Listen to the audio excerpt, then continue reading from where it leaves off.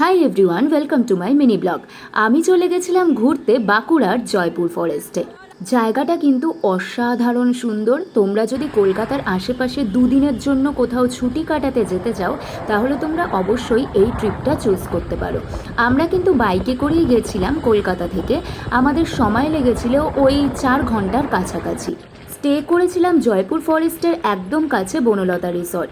সেই নিয়ে ডিটেলসে আমি আরও একটা ব্লগ দেব। আজকে আপাতত এই মিনি ব্লগে তোমাদেরকে দেখাচ্ছি জয়পুর ফরেস্টটা।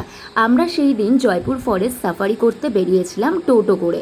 লোকাল টোটোতে করে জয়পুর ফরেস্টের ভেতরে সাফারি করতে পারো, 2 ঘন্টা ঘোরাবে, ওই 400 থেকে 500 টাকা মতন কস্টিং পড়বে। আর তোমরা চাইলে বাইকে করেও কিন্তু ফরেস্টের ভেতরে সাফারি করতে পারো। সব থেকে মজার বিষয় কি জানো, আমরা যখনই ফরেস্ট সাফারি করে ব্যাক করছিলাম তখন এইরকম দারুণ একটা ঝড় উঠেছিল। আর জঙ্গলের মধ্যে ঝড় দেখে তো সবাই অবাক। টোটো কাকু আমাদের যতই বলছিল তোমরা একটু তাড়াতাড়ি করো, জঙ্গলের মধ্যে ঝড় কিন্তু ডেঞ্জারাস হতে পারে, আমরা কেউ কোনো কথা না শুনে টোটো থেকে নেমে চারিদিকটা ঘুরে বেড়াচ্ছিলাম। আর কী যে ভালো লাগছিল, এতগুলো গাছ যখন একসাথে হাওয়ায় দুলছিল সেটা দেখে, সেটা বলে বোঝানো যাবে না। সত্যি কথা বলতে আমাদের আশেপাশের এই কংক্রিটের জঙ্গলে থাকতে থাকতে যখন সত্যিকারের জঙ্গলের মধ্যে গেছিলাম, মনে হচ্ছিল যেন এখানেই থেকে যাই।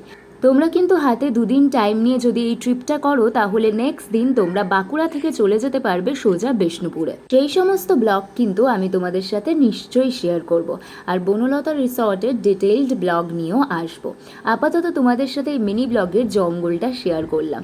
সত্যি কি অপূর্ব লাগছে দেখতে, চোখেরও শান্তি আর মনেরও শান্তি। চারিদিকে সবুজ আর সবুজ, প্রকৃতি আর প্রকৃতি। কলকাতার আশেপাশে যারাই 2 দিনের জন্য ছুটি কাটাতে যেতে চাইছো, বাইক ট্রিপ করতেই পারো, বা তোমরা প্রাইভেট কার নিয়েও যেতে পারো জয়পুর ফরেস্ট প্লাস বিষ্ণুপুর। দেখতে থেকো নেক্সট ব্লগগুলো।